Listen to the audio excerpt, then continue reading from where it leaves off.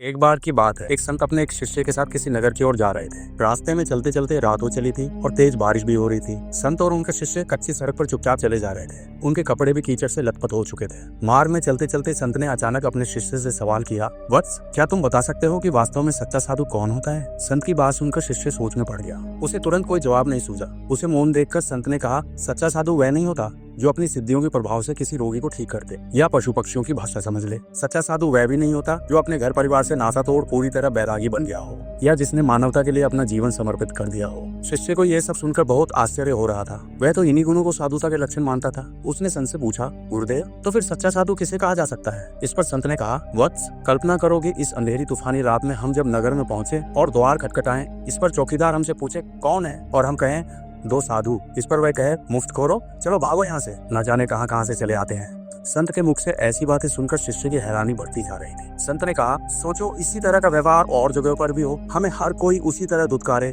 अपमानित करे, प्रताड़ित करे। इस पर भी यदि हम नाराज ना हो, उनके प्रति जरा सी भी कटुता हमारे मन में ना आए और हम उनमें भी प्रभु के ही दर्शन करते रहें, तो समझो कि यही सच्ची साधुता है। साधु होने का मापदंड है हर परिस्थिति में समानता और सहजता का व्यवहार। इस पर शिष्य ने सवाल किया, लेकिन इस तरह का भाव तो एक गृहस्थ में भी हो सकता है, तो क्या वह भी साधु है? संत ने मुस्कुराते हुए कहा, बिल्कुल है। जैसा कि मैंने पहले ही कहा कि सिर्फ घर छोड़कर बैरागी हो जाने से ही कोई साधु नहीं हो जाता। साधु वही है जो साधुता के गुणों को धारण करे, और ऐसा कोई भी कर सकता है। श्री राधे।